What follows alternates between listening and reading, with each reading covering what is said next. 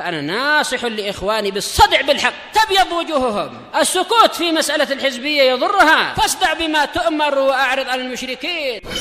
سلامي على دماج ورجالها والشيخ يحيى ودار العلم يا سعد بانيها.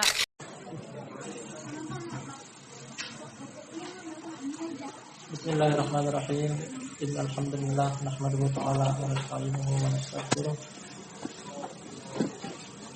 ونعوذ بالله من شرور أنفسنا وسيئات أعمالنا. من يهده الله فلا مضل له ومن يضلل فلا هادي له. أشهد أن لا إله إلا الله وحده لا شريك له وأشهد أن محمدا عبده ورسوله صلى الله عليه وعلى آله وسلم.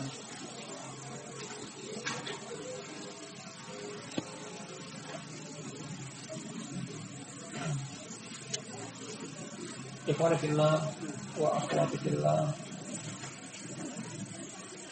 akramani akramakumullah. Kita akan lanjutkan kajian kita dari kitab Tauhid alladzi huwa haqqullahi 'alal 'abid, kitab yang mengkaji tentang pengesaan Allah Subhanahu wa taala. Sebuah karya tulis milik Syekhul Islam Al-Mujaddid Imam Muhammad ibn Abdul Wahhab An-Najdi At-Tamimi rahmatullahi alaih. Tak lupa untuk memuji Allah Subhanahu wa taala bahwasanya pada pertemuan malam sebelumnya telah kita selesaikan bab yang ke-41. Bab yang sang penulis menyinggung di dalamnya termasuk perkara kesyirikan. Hanya menyebutkan sebab dari kemanfaatan atau terselamatkan dari mudarat, kemudian lupa dengan sang pemberi nikmat, yakni Allah Subhanahu wa taala. Pada pertemuan malam kita yang berbarokah ini kita akan ambil judul bab baru. Bab yang singkat kita akan baca, hanya berisikan satu dalil. Kata penulis semoga Allah merahmati beliau, bab Ats-Tsani wal Arba'un.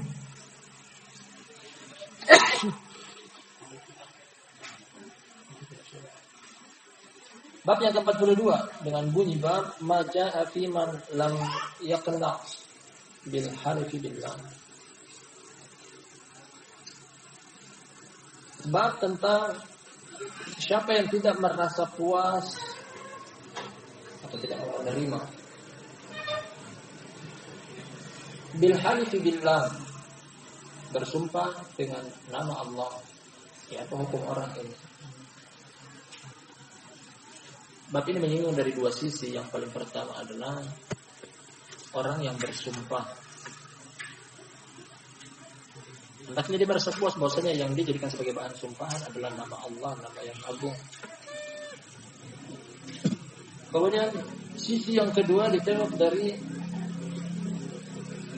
orang atau pihak yang kedua yang seseorang bersumpah kepadanya dengan nama Allah, juga hendaknya dia menerima dan tidak menolak sumpahan tersebut. Akan kita dapati nanti dari dalil akan kita baca berupa hadis dengan sanad yang sahih.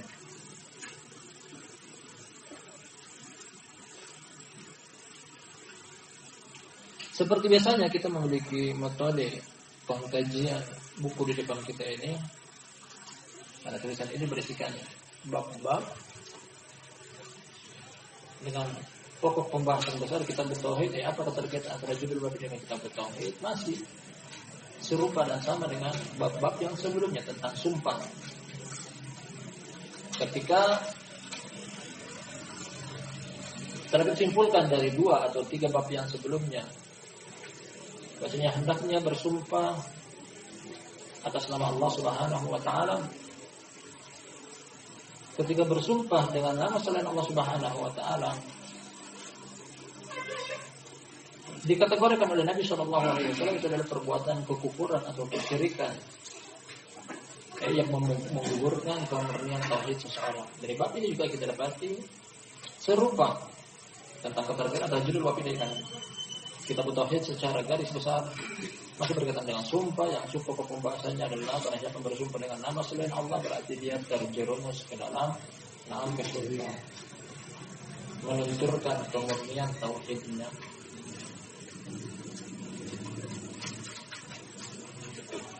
Kita baca atas hukumnya hanya satu hadis. Kata penulis An Umar radhiyallahu anhu,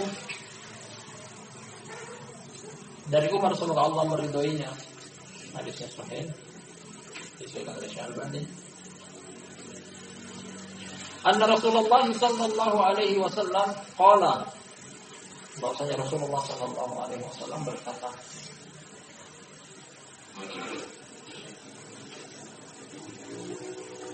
kata beliau, la tahlifu bi abaikum, janganlah kalian bersumpah dengan nama bapak kalian, orang tua kalian.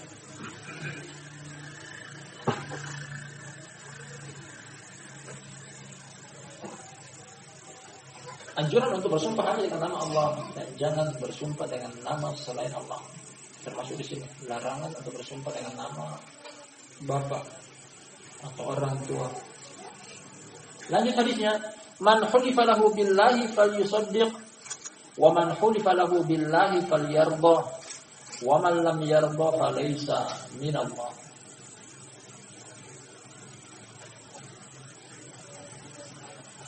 Dan barang siapa yang seseorang bersumpah kepadanya, di sini ada dua pihak, kita lihat tengok dari dua pihak. Barang siapa yang seseorang bersumpah kepadanya, ini tertuju kepada orang pihak kedua. Ada orang yang bersumpah, ada orang bersumpah kepadanya.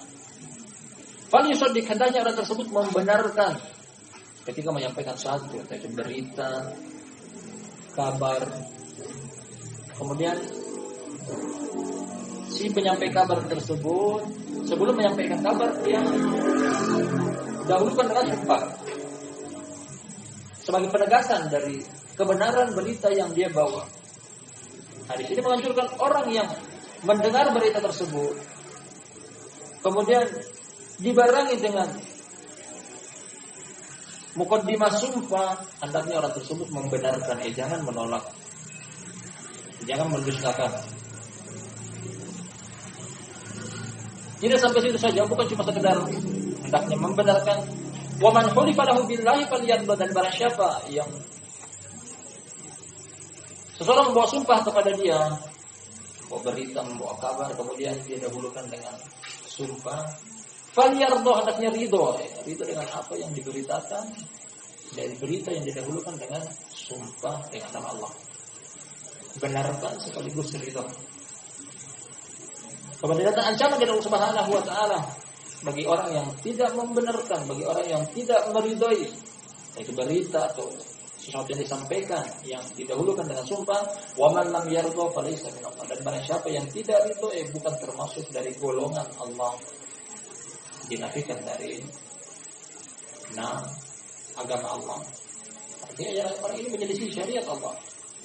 Orang ini menyelisih syariat Allah. Jadi kita di sini hadisnya kata sang penulis rawahu Ibnu Majah bisa dan hasan. Redaksi hadis ini riwayat Imam Ibnu Majah. Muhammad bin Majah.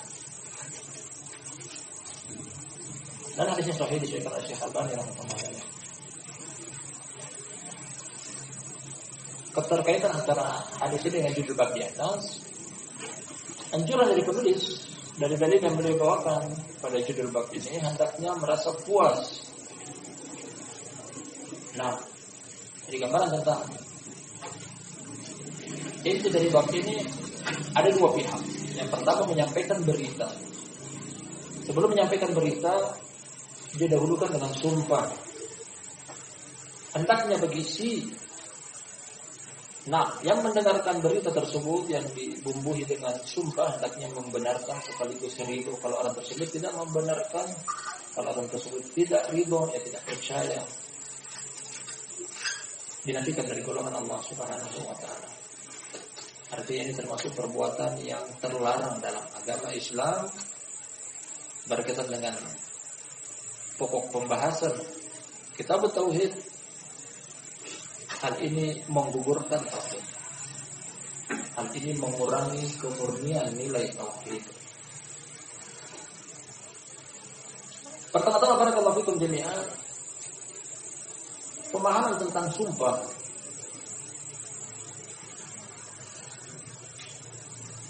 adalah bagian dari syariat Allah Subhanahu wa taala. Ketika Allah Subhanahu wa taala menyinggung di dalam Al-Qur'an banyak tempat, ya ayyuhalladzina amanu udzukurullaha dzikran katsiran wasabbihuhu bukratan wa asira. Wahai orang-orang yang beriman, berzikirlah kepada Allah dengan zikir yang banyak. Berzikir dengan Allah dengan zikir yang banyak. Jadi anjuran untuk berzikir bukan cuma sekedar berzikir, bahkan diikat dengan kualitas zikir yang banyak. Karena kalau cuma berzikir namun dengan zikir yang sedikit, ini terdapat celahan di dalam Al-Quran bahwasanya zikir namun dengan zikir yang sedikit adalah ciri-ciri orang munafik. Kata Allah Subhanahu wa taala, wa idza qamu ila sholati qamu kusala yura'una an-nasa wa la yadhkuruna Allah illa qalila. Para munafik Allah sifati mereka bahwa apabila mereka bangkit untuk sholat, mereka bangkit dalam keadaan bermalas-malasan. Mereka riya, mengharap pujian, sanjungan, mendapatkan tempat di hati seseorang. Riya kepada manusia, wala yadhkuruna Allah illa qalila. Dan mereka tidak berzikir kepada Allah kecuali dengan zikir yang sedikit. Tidak berzikir orang kafir. Berzikir namun sedikit adalah orang munafik. Nah, oleh karena itu cuma satu kata kunci untuk mendapatkan predikat orang mukmin, apa itu? Berzikir dengan zikir yang banyak. Arti dari berzikir adalah menyebut nama Allah, mengingat Allah di dalam benak kita. Dan berzikir kepada Allah, Alhamdulillah rahimahullah, sama ketika kita menyinggung tentang syukur. Berzikir kepada Allah dengan 3 metode berzikir. Berzikir dengan hati, selalu teringat Allah Subhanahu wa taala di dalam hati kita, benak kita. Berzikir dengan lisan. Ini yang pertama terbukti ketika datang anjuran dari Allah dalam Al-Qur'an dan Nabi sallallahu dalam hadis tentang berzikir. Kemudian berzikir dengan anggota tubuh. Kata Allah Subhanahu wa taala dalam surat Thaha, wa aqimis sholata lidzikri, tegakkanlah salat dengan tujuan apa? Untuk mengingat aku.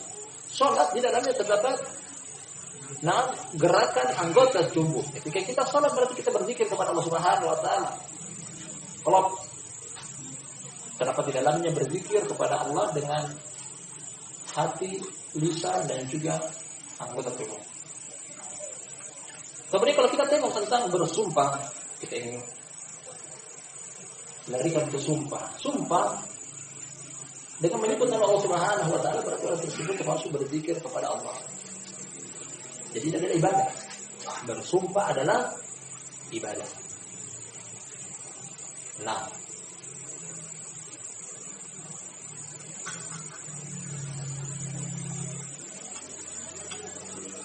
sudah sampai pada titik ini telah kita terapkan dengan dalil di depan bahwasanya bersumpah adalah ibadah. Kalau begitu, jadikanlah bahan sumpahan kita adalah nama Allah Subhanahu wa taala, jangan kepada yang lainnya. Karena sumpah adalah ibadah, hendaknya mengagungkan dari bahan yang kita jadikan sebagai bahan sumpahan tersebut Allah Subhanahu wa taala.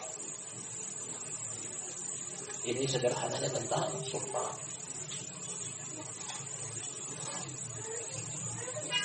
Dari hadis yang pernah kita baca pada pertemuan malam sebelumnya, beliau bawakan sebuah hadis atau perkataan Ibnu Mas'ud tentang sumpah. Yang kata Ibnu Mas'ud bahwasanya seandainya aku bersumpah dengan nama Allah namun aku dusta dalam bahan sumpahan tersebut, lebih aku cintai daripada aku bersumpah dengan nama selain Allah meskipun aku jujur.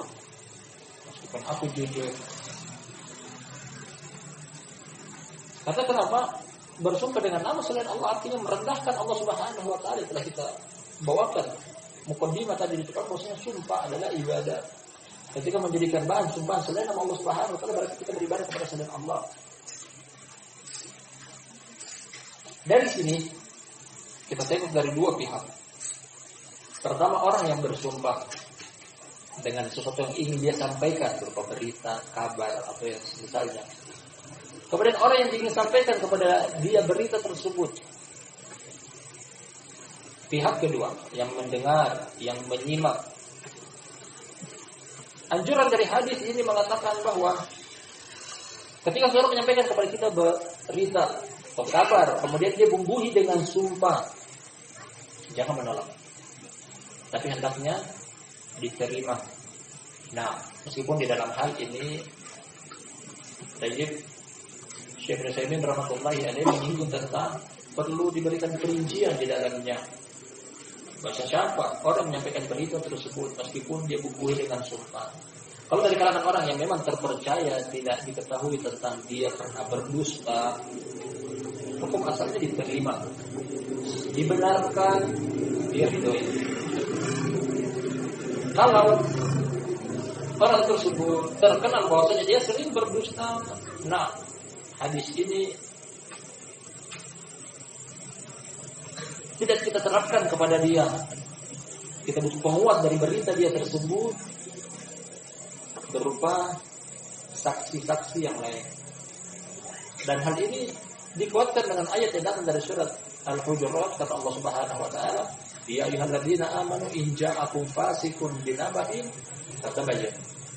Wahai orang beriman, apabila datang kepada kalian seorang fasik yang membawa berita, maka fatabayyanu, cek dan dicek lagi. Artinya dari hadis ini yang barusan kita baca, kalau datang kepada kita orang fasik, meskipun dia bumbuhi dengan sumpah, meskipun dia dahulukan berita dia tersebut dengan sumpah, ayat ini kita kedepankan bahwasanya hendaknya dicek. Butuh penguat dari orang yang menyampaikan berita tersebut karena orang ini sudah terkenal di dalam pendusta.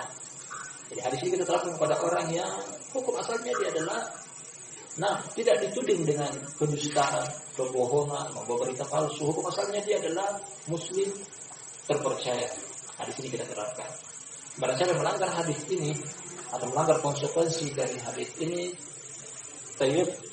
ancaman di akhir hadis terkena kepada dia. Bahkan Syekh Nusaimin rahmatullahi alaihi menyinggung bahwasanya perbuatan ini termasuk perbuatan yang diharamkan. Karena tidaklah Nabi SAW menafikan seseorang itu bukan termasuk golongan beliau, bukan termasuk golongan Allah Subhanahu wa taala, kecuali perbuatan tersebut adalah perbuatan yang haram. Semisal perkataan Nabi SAW, "Man raghiba an sunnati falaysa minni." Barang siapa yang membenci sunnahku bukan termasuk golonganku. Demikian juga datang hadis dari Nabi SAW ketika beliau masuk pada satu pasar, masa pemerintahannya tidak inspeksi mendadak. Lalu terkadang masuk di pasar, melihat kegiatan pasar kaum muslimin, ada seorang penjual, dia menawarkan barang dagangannya berupa bahan makanan yang ditambung di dalam semacam karung, wadah karung. Kemudian Nabi SAW mengecek bahwasanya makanan ini pantas untuk bahan makanan ini pantas untuk dijual atau tidak. Beliau lihat dari atas bahan makanan tersebut, hadisnya disahih. Dari atas beliau lihat kering, pantas untuk dijual. Lalu beliau memasukkan tangan beliau ke bagian dalam dari karung tersebut, memegang ternyata basah. Artinya orang ini mau melakukan kecurangan. Di bagian atas kering, di bagian bawah dia menyembunyikan yang masih basah lembab. Kemudian Nabi SAW bertanya kepada pemilik bahan makanan tersebut, "Ya fulan, ma hadza, wahai fulan, apa ini?" Kata orang tersebut, "Aswabahul matar." Nah, wahai Rasulullah, ini kehujanan. Kemudian kata Nabi SAW menegur pedagang yang nakal tersebut, "Ala ja'altahu fawqa ta'am hatta yarahu an-nas man ghasyana falaysa minna." Kenapa? Karena engkau tidak jadikan ke atas saja biar orang tahu bahwasanya yang kau jual adalah bahan yang masih basah, bahan yang lembab. Barang siapa yang mencurangi kami bukan termasuk dari golongan kami. Ini perbuatan keharaman. Ketika Allah dan Rasulnya menafikan dia bukan termasuk golonganku, berarti perbuatan itu adalah perbuatan yang haram. Sama dengan yang sudah kita kaji bahwasanya tidak menerima berita dari orang yang datang membawa berita kemudian membumbuhi dengan sumpah menyebut nama Allah Subhanahu wa taala sebagai muqaddimah dari berita dia, berarti ini adalah perbuatan yang haram. perbuatan yang haram. Larangan untuk tidak menerima berita dari seorang muslim yang hukum asalnya adalah percaya, jujur dan amanah, ketika menyampaikan dengan nama Allah, hukum asalnya adalah hendaknya diterima. Kecuali orang tersebut kita ragu tentang pemberitaan dari dia, entah itu dia memang sering berdusta dalam perkataan manusia, atau dia orangnya yang mungkin hafalannya lemah, sering menyampaikan berita, hanya saja hafalannya terkadang tercampur dengan perkataan-perkataan yang lainnya. Ini judul bab serta dalil, hanya satu dalil di dalamnya yang sedang kita kaji. Kesimpulan dari judul bab sebelum kita baca masailnya, berkaitan dengan kitab tauhid, bahwasanya hal ini termasuk mengurangi nilai kemurnian tauhid seseorang. Dengan alasan bahwasanya ketika disebutkan nama Allah, hendaknya dia muliakan Allah. Paling pertama adalah Allah sebelum orang tersebut yang dia menyampaikan berita. Allah, ketika disebutkan nama Allah, ciri-ciri orang mukmin adalah gemetar hati mereka. Innamal mu'minuna alladzina idza dzukirallah wajilat qulubuhum. Ketika nama Allah disampaikan, bukan karena berita yang disampaikan oleh sang penyampai berita, tapi nama Allah yang paling pertama disebutkan. Nah, karena landasan satu ini, dianjurkan untuk membenarkan dan meridhai berita yang datang. Fihi masail.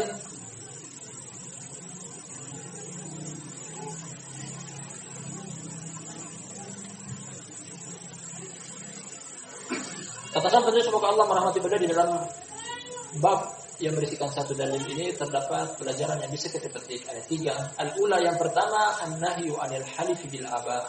Yang pertama, larangan untuk bersumpah dengan nama orang tua atau bapak.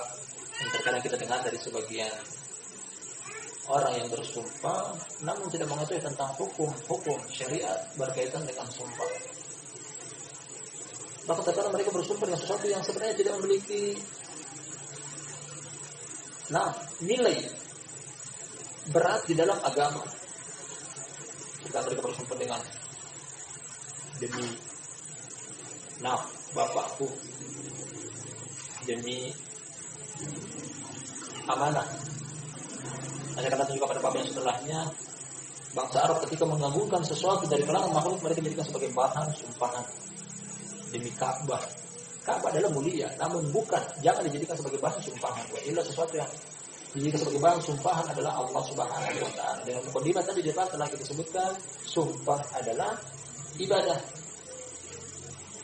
Jadi bersumpah dengan nama makhluk selain Allah Subhanahu wa taala adalah perbuatan yang terlarang, haram. Bahkan dari dalilnya telah terdahulu, ini termasuk kesyirikan. Tergantung. Sebagian ikhwan bertanya pada malam sebelumnya, dia termasuk syirik asghar atau syirik akbar? Kita katakan masih tergantung dari niatnya. Dari sisi mana? Ketika bahan sumpahan yang selain Allah Subhanahu wa taala tersebut terdapat unsur pengagungan, dia mengagungkan dan sederajatkan dengan Allah Subhanahu wa taala, pengagungan selain Allah termasuk syirik akbar. Ketika hanya menjadikan hanya sebagai bahan sumpahan namun tidak ada unsur pengagungan, tidak ada indikasi pengagungan di dalamnya, tergolong syirik asghar.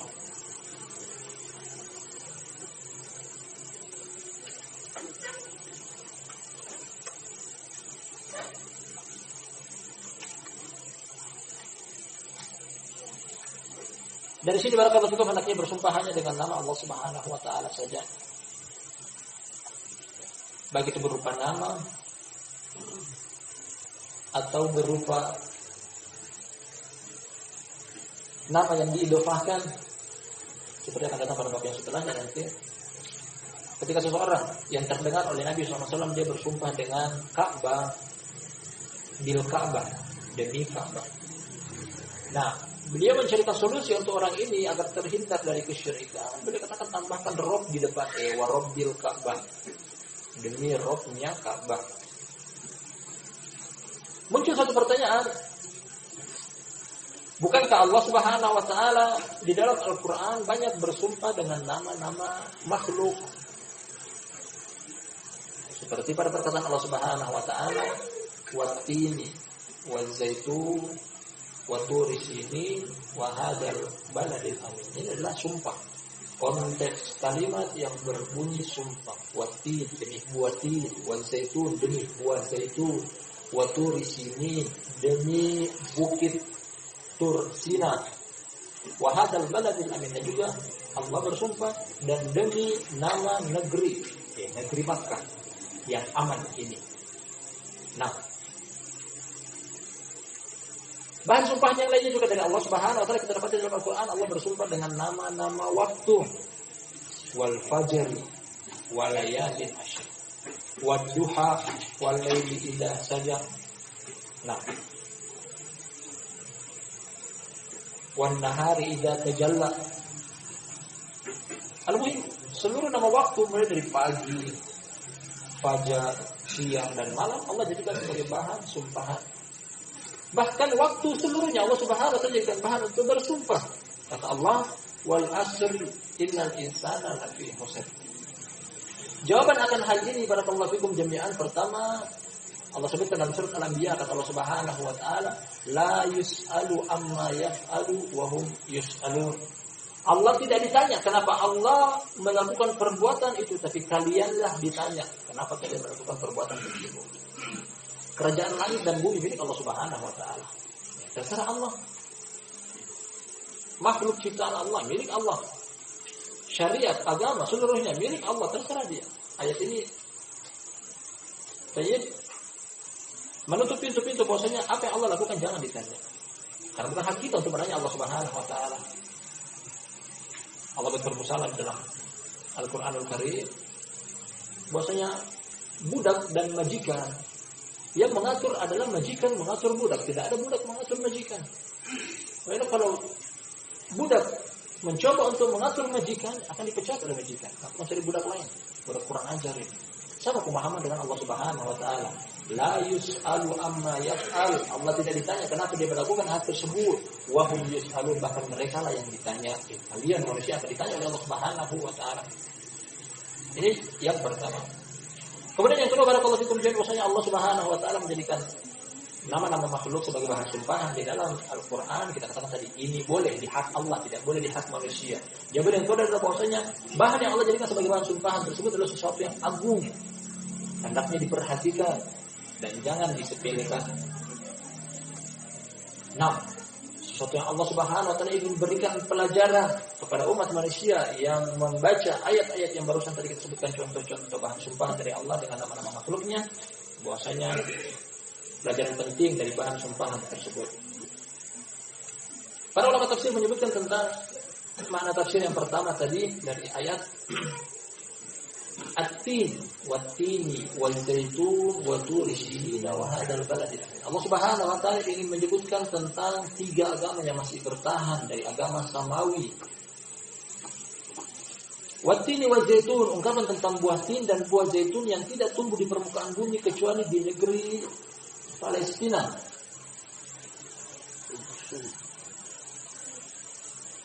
Negeri yang di mana Allah Subhanahu wa taala menurunkan syariat kepada Nabi Isa di bahasa Arabnya Baitul Laham. Dalam bahasa Latinnya mereka plesetkan jadi Bethlehem. Bethlehem artinya rumah jagal. Bait rumah, Laham artinya daging. Bethlehem. Jadi sumpahan pertama adalah nama tempat yang Allah Subhanahu wa taala mengutus rasulnya yang mulia Nabi Isa. Wa turi sinin, tur sinin ungkapan tentang bukit Tur Sina, tempat pertama kali Nabi Musa menerima wahyu di bukit Tur Sina. Nah, itu kan tentang nama tempat yang mulia dari syariat Nabi Musa alaihissalam. Kemudian wahadzal baladil amin, dan negeri yang aman ini yakni negeri Makkah. Itu tentang dan tempat di mana Allah Subhanahu wa taala mengutus pertama kali nabi yang mulia, rasul yang mulia Nabi Muhammad sallallahu alaihi wasallam. Dan tempat-tempat ini adalah tempat-tempat yang mulia di permukaan bumi. Ya Allah Subhanahu wa taala pertama kali menurunkan wahyu kepada utusan-utusannya di negeri-negeri yang mulia ini. Ini sesuatu yang agung. Pantas untuk Allah jadikan sebagai bahan sumpahnya. Dan ini dihabar kalau kita sekilas tentang pemahaman akan masalah yang pertama, bahwasanya terlarang untuk bersumpah dengan nama selain Allah karena perbuatan tersebut adalah perbuatan yang tergolong kesyirikan atau kekufuran. Hendaknya bersumpah hanya dengan nama Allah saja karena sumpah adalah ibadah. Dan telah kita jawab tadi tentang Allah Subhanahu wa taala bersumpah dengan nama-nama makhluknya di depan. Nah, sebagai bentuk pembelajaran bagi kita bahwasanya sesuatu tersebut adalah sesuatu yang memiliki peranan penting di dalam agama Allah Subhanahu wa taala. Asalnya yang kedua, masalah yang kedua masih dalam judul bab ini dengan dalilnya al-amru lil mahluf lahu billahi ayyardah. Nah, terdapat perintah dari Nabi SAW kepada orang yang diberikan sumpah kepadanya, yang disampaikan berita kepadanya, si penyampaian berita memulai beritanya dia dengan bersumpah dengan Allah Subhanahu wa taala. Hendaknya dia ridho. Hendaknya ridho. Hanya saja kaum muslimin dengan kejahilan mereka serta jauhnya mereka dari pembelajaran agama Islam, ketika seorang datang menyampaikan berita kemudian nama Allah Subhanahu wa taala tak peduli, menganggap sepele, menunjukkan bahwasanya Allah musta'an. Alamat orang mukmin tidak ada pada diri mereka. Seseorang ketika menyampaikan nama Allah membuktikan bahwasanya dia adalah mukmin atau tidak, hatinya gemetar. Nah, air matanya mengucur. Innamal mu'minuna alladzina idza dzukirallahu wajilat qulubuhum wa idza tuliyat 'alaihim ayatuhu zadatuhum imanan wa 'ala rabbihim yatawakkalun. Ciri orang mukmin apa yang baru kita baca di depan. Ketika disebutkan nama Allah Subhanahu wa taala, gemetar hati mereka. Ketika dibacakan ayat-ayat Allah, bertambah keimanan mereka dan terhadap Rabb mereka bertawakal. Mereka lebih takut ketika disebutkan nama-nama selain Allah Subhanahu wa taala. Nah, wa idza dzukirallahu wahdahu isma'azzat qulubul ladzina la yu'minuna bil akhirah wa idza dzukiral ladzina min dunihi idza hum yastabshirun. Ketika disebut nama Allah, telinga mereka panas, tidak suka mendengar nama Allah. Risih, gelisah. Namun ketika didengar nama selain Allah Subhanahu wa taala, ketika itu mereka bergembira. Ciri-ciri orang musyrik, ciri-ciri orang kafir. Nah, ketika diancam bahwasanya kalau tidak mau divaksin, didenda 5 juta kalau tidak dipenjara, takut mereka gemetar. Nah, takut dengan ancaman pemerintah, polisi yang berwajib. Tapi ketika mengatakan engkau melanggar syariat Allah akan masuk neraka, sampai biasa. La ilaha illallah. Tidak ada pengagungan kepada agama Allah Subhanahu wa taala, tidak ada pengagungan dengan syariat Allah Subhanahu wa taala. Pada Allah Subhanahu wa taala, "Wa may yu'azzim sya'airallahi fa innaha min taqwal qulub." Barang siapa yang mengagungkan syariat Allah, menunjukkan bahwasanya itu terdapat ketakwaan dalam dada dia. Ketakwaan kepada Allah dalam dada seseorang akan terpancar dari bentuk luar dari tubuh dia, menampakkan syiar Allah. Ayatnya bunyinya demikian. Wa may yu'azzim sya'airallahi fa innaha min taqwal. Barang siapa yang mengagungkan syiar Allah pada bentuk tubuh dia bagian luar, fa innaha min taqwal qulub. Menunjukkan bahwasanya dalam hatinya terdapat ketakwaan. As-salisah, yang ketiga. Masalah yang ketiga dari masail pada judul bab ini, wa'idu man lam yarda, ancaman dari siapa yang tidak ridho, dinafikan dari Allah Subhanahu wa taala. La ilaha illallah. Orang tersebut bukan golongan Allah.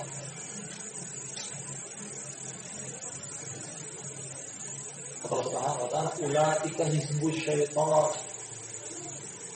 Pada ayat yang lain, ulaika hizbullah ala inna hizballahi humul muflihun. Dinisbahkan kepada kelompok Allah, bala tentara Allah, golongan Allah adalah keberuntungan. Ulaika hizbullahi ala inna hizballahi humul muflihun. Ketahui bahwasanya golongan Allah lah yang beruntung. Ketika dinafikan dari Allah Subhanahu wa taala, isinya hanyalah hinaan, celaan, ejekan, olok-olok, perendahan. Nah, perhatikan tentang perkataan Allah Subhanahu wa taala dalam surat Al-Baqarah. Wa may yarghabu an millati Ibrahim illa man safiha nafsah. Tidaklah membenci agama Ibrahim kecuali orang tersebut adalah orang yang bahasa paling tepatnya adalah goblok. Bodoh masih halus. Safiha nafsah, goblok, tolol. Nah, safiha nafsah, safih. Safih lebih buruk daripada jahil. Kalau jahil artinya bodoh, tapi ini safih.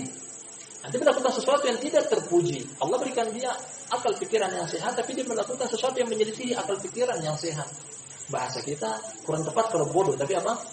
Goblok. Yang membenci syariat Allah Subhanahu wa taala adalah goblok. Demikian juga datang celaan dari Nabi sallallahu alaihi wasallam dalam hadis Ibnu Umar, dalam riwayat Imam Tirmidzi, dalam hadis yang panjang. Di antara potongan hadisnya adalah 6. Kata Nabi sallallahu alaihi wasallam, buitu bisayfi baini yaday as-sa'ah wa ju'ilat rizqi tahta dhilli sayfi wa ju'ilat as-sigar wa dhilla 'ala man khalafa amri wa man tashabbaha biqaumin fa huwa minhum. Ya, artinya kata Nabi sallallahu alaihi wasallam, aku diutus sebelum tegaknya hari kiamat dengan pedang, dengan pembunuhan, dengan kekerasan. Makanya di antara nama julukan bagi beliau adalah Nabiul Malhamah. Malhamah itu adalah cincang-cincang, mutilasi. Artinya beliau datang dengan kekerasan, mewajibkan seluruh umat manusia untuk ucapkan kalimat la ilaha illallah, kalau tidak diperangi, dibunuh, dihilangkan nyawanya. Ini hadisnya kata Nabi SAW, wa ju'ilat rizqi tahta dhilli sayfi, dan jadikan rezekiku di bawah 6 sabetan tombak. Ya, rezeki beliau adalah rezeki yang paling halal, paling thayyib, paling baik, paling bagus. Ini harta rampasan perang, ghanimah. Wa ju'ilat az-zillatu was-sigar 'ala man khalafa, ini isyarat yang kita inginkan, dan dijadikan kerendahan dan kehinaan bagi orang yang menyelisihi perkaraku. Jadi menyelisihi agama Allah Subhanahu wa taala adalah kehinaan dan kerendahan. Jadi ayat yang kita baca di surat Al-Baqarah, menyelisih syariat Allah Subhanahu wa taala adalah kegoblokan. Dan dari ayat atau hadis yang barusan kita baca, wa man lam yarda falaysa minallah, barang siapa yang tidak ridho dengan apa yang dikandung dari hadis ini, bukan termasuk golongan. Menyelisih Allah berarti bukan golongan Allah. Menyelisih syariat Allah berarti la ilaha illallah, kegoblokan, kerendahan, kehinaan, dan seterusnya. Allah taala alam bisawab. Ini sampai kita ambil pada pertemuan kita di sore hari berkah ini. Suatu bab dari salah satu dalil dengan masalah di dalamnya. Mudah-mudahan bermanfaat yang kita kaji pada pertemuan kita malam ini. Lebih dan kurangnya mohon dimaafkan. Terima kasih dan mengucapkan kehadirannya. Kita tutup dengan doa kafaratul majlis. Subhanallah wa bihamdihi, asyhadu an la ilaha illa anta, astaghfiruka wa atubu ilaik.